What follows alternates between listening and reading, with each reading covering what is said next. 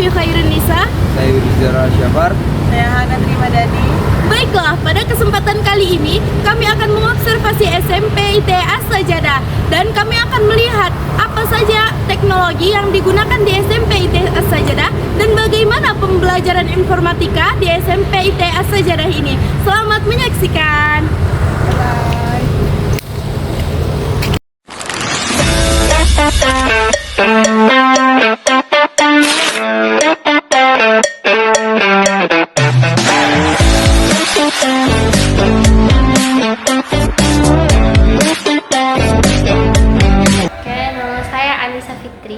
Ustazah Anissa Fitri. Iya. Mohon maaf ya Ustazah Anissa ya. Iya. Ustazah Anissa akan mengganggu waktunya sebentar untuk wawancara. Ada beberapa pertanyaan Nisa yang ingin kami ajukan ke Ustazah sebagai pengampu mata pelajaran TIK ya Zah. Informatika untuk jenjang SMP. Nah, pertanyaan pertama Zah, bagaimana perencanaan pembelajaran TIK yang sudah Ustazah lakukan? Untuk perencanaan, karena kami menggunakan kurikulum Merdeka, tentu kita membuat modul ya. Di dalam modul itu ada materi-materi, kemudian juga ada langkah-langkah pembelajaran di sana, seperti itu. Kemudian setelah perencanaan tentu kita melaksanakan apa yang telah kita rencanakan di dalam proses pembelajaran di kelas. Baik Ustazah, kemudian nih tentunya ada metode-metode yang Ustazah lakukan ya di pembelajaran TIK. Nah, metode apa saja yang Ustazah terapkan? Iya, kalau untuk metode itu pada biasanya lah ya kan, pasti tentu ada ceramah. Ceramah ini kenapa menggunakan metode ceramah? Karena memang untuk menyampaikan pengetahuan kepada anak, kita sampaikan dulu pemahamannya, bagaimana dalam memahami perangkat-perangkat pembelajaran, perangkat-perangkat komputer seperti itu juga, dan aplikasi perkantoran. Makanya menggunakan metode ceramah. Kemudian juga ada metode demonstrasi, yang mana di sini anak-anak itu memang langsung terjun ke labor. Apa yang mereka pelajari teorinya di kelas, yang di ceramah, di presentasi tersebut, mereka langsung praktek dengan panduan-panduan yang telah diberikan seperti itu. Jadi anak tidak hanya mengambang-ngambang saja mengenai materi bagaimana membuat dokumen di Word atau Excel, tapi juga terjun secara langsung gitu, berhadapan dengan komputernya seperti itu. Jadi ada dua metode ya Ustazah? Secara umum ada dua metode, tapi lebihnya mungkin ada juga kita menggunakan kuis, karena anak-anak ya kita tahu kadang juga dia boring ya kalau menggunakan ceramah saja di kelas. Dan itu anak seringnya menggunakan word wall, kemudian juga quizzes gitu, supaya mereka lebih seperti game lah untuk pembelajaran, tidak membosankan bagi mereka seperti itu. Baik Ustazah. Nah, kemudian Zah, bagaimana pelaksanaan pembelajaran TIK informatika yang ketika di labor?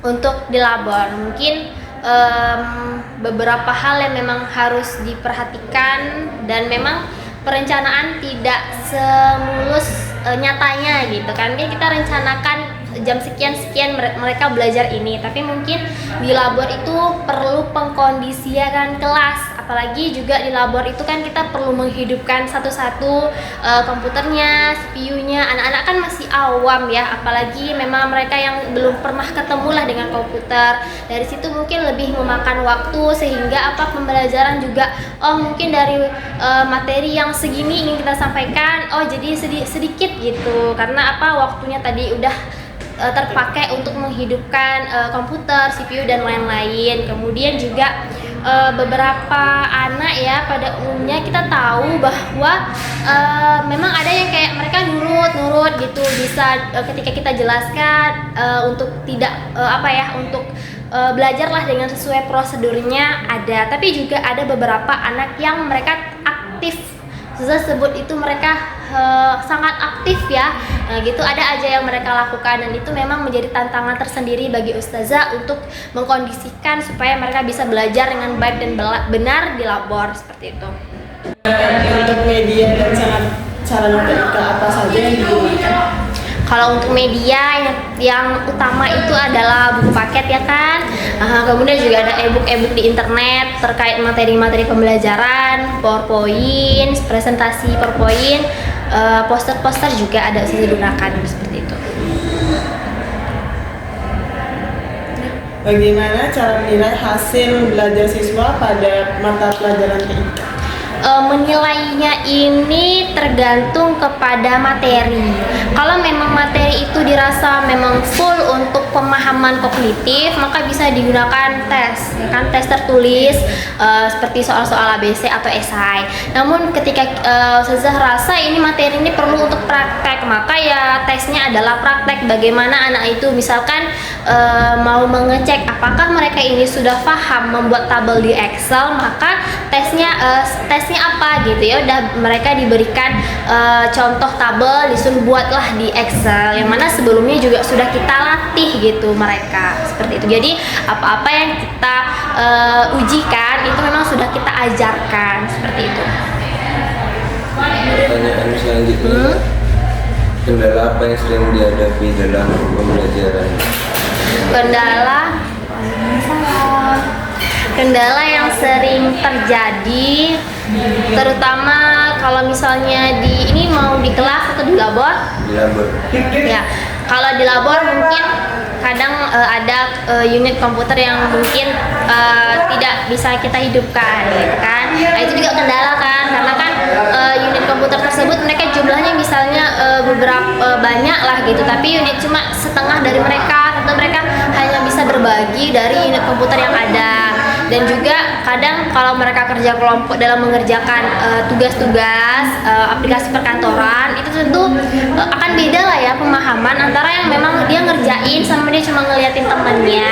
Sebenarnya kalau masalah hal tersebut Ustazah sudah sampaikan bergantian ya nak, tapi kadang anak-anak itu ya pengen dia aja gitu, temennya cuma ngeliatin, ada seperti itu. Tapi juga ada yang memang kerjasama gantian dalam hal mengetik dan lain-lain, karena kalau misalnya dalam konteks anak sekolahan yang memang baru mengenal komputer, mereka ngetik aja udah senang gitu. Bahkan ketika Ustazah udah habis nak waktunya, mereka masih pengen di labor, Zah lanjut loh Zah, lanjut lagi ya Zah, kayak gitu, karena excited mereka untuk belajar di labor seperti itu. Pertanyaan terakhir ya, bagaimana dukungan sekolah terhadap pembelajaran di lab ini? Dukungan sekolah belajar di labor ya, tentu dukungan sekolah adalah yang diberikan, kita tahu fasilitas yang ada seperti komputer dan juga labor. Itu menurut Ustazah adalah dukungan yang memang sangat-sangat luar biasa diberikan, karena kita tahu juga ada mungkin sekolah-sekolah yang belum punya labor, belum punya akses internet seperti itu.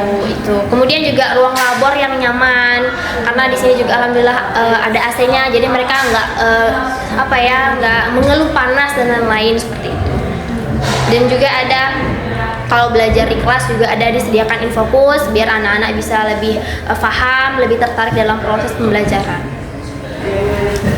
Saya izin gabung ya Kak. Saya Ustazah Adika, ngajar TIK kelas 8 sama kelas 7.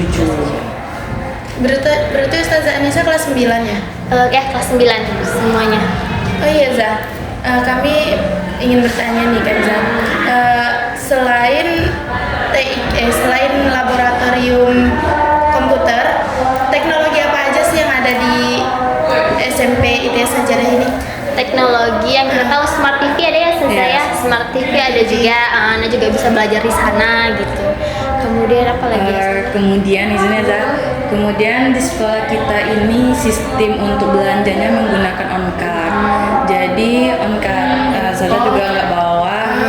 Jadi itu sebagai identitas dirinya juga, sekalian sebagai banknya juga kan Kak. Kita tahu kalau pakai uang cash kan kadang-kadang hilang, bisa dicuri atau segala macam. Jadi sekolah kita ini juga udah melakukan pembayaran pakai digital. Jadi tinggal scan, jadi kita bayarnya pakai itu.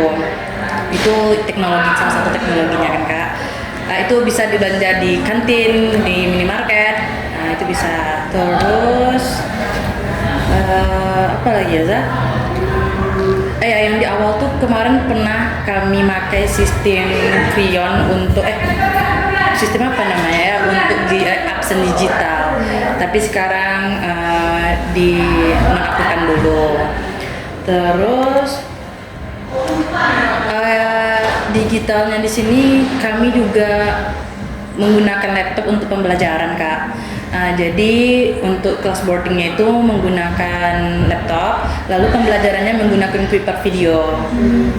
Jadi itu salah satu kemajuan teknologinya, Kak. Lagi di sini. Kemudian